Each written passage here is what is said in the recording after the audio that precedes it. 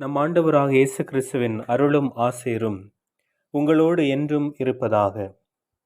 பாஸ்கா காலத்தின் 3வது வாரம் வெள்ளிக்கிழமையிலே இன்றைய வாசகங்களை உணவான இறைவனின் மாற்றம் நம்மில் நிலையானதாக இருக்கின்றதா என்பதை சிந்திக்க நாம் அழைக்கப்படுகின்றோம்.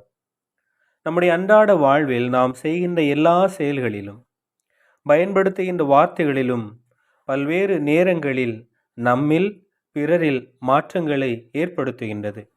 ஆனால் அத்தகைய மாற்றங்கள் நிலையானவையா என சிந்தித்து பார்த்தால் ஏமாற்றம்தான் பதிலாக கிடைக்கும். இந்த நிலையில் இன்றைய முதல் வாசகத்தில் கொடுக்கப்பட்டுள்ள தூய பவுலின் மனமாற்றம் எப்படி அவரின் வாழ்வில் கிறிஸ்துவை நிலையாக பற்றி கொள்ள செய்தது? கிறிஸ்துவால் தடுத்தாட்கொள்ளப்படும் முன் சவுலாக தொடக்ககால கிறிஸ்தவர்களை துன்புறுத்தியவர் கிறிஸ்துவையே துன்பங்கள், ஏமாற்றங்கள், சிறைவாழ்வு போன்றவற்றிலும் சான்று பகர முடிந்தது என்றால், கிறிஸ்துவை தனது வாழ்வில் கண்டுகொண்டு அவரின் ஆற்றலால் நிரப்பப்பட்டதே காரணமாகும்.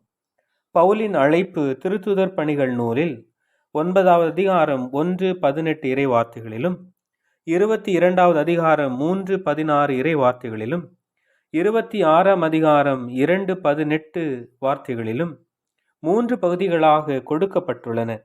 இதில் அவருடைய அழைப்பின் முக்கியத்துவம் பிற இனத்தாருக்கு நற்செய்தி அறிவிக்க கடவுளால் தேர்ந்தெடுக்கப்பட்ட கருவி என சுட்டிக்காட்டப்படுகிறது.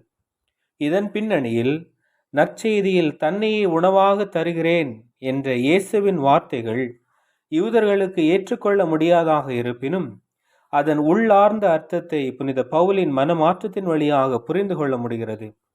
வார்த்தையாக பவுலை தடுத்தாட்ட இறைவன் அதன் வழியாக பவுலின் நற்செய்தி பணிக்கான உணவாக தன்னையே அளிக்கின்றார். அந்த உணவால் ஊட்டம் பெற்று அயராமல் பணி செய்தது போல என்றும் இறை வார்த்தையின் வழியாக அப்பரச பிரசன்னத்தின் வழியாக நமக்காக உயிர்த்த இயேசு ஆண்டவர் தந்து கொண்டிருக்கின்றார். இதை உணர்ந்து வாழும்போது பவுலை போல நாமும் உணவான இயேசுவை எடுத்துரைக்க முடியும் என்பதை உணர்ந்து பயணிப்போம். பாதை மாறாத நிலையான இயேசுவின் வார்த்தைகளை வாழ்வாக்கியவர்களாக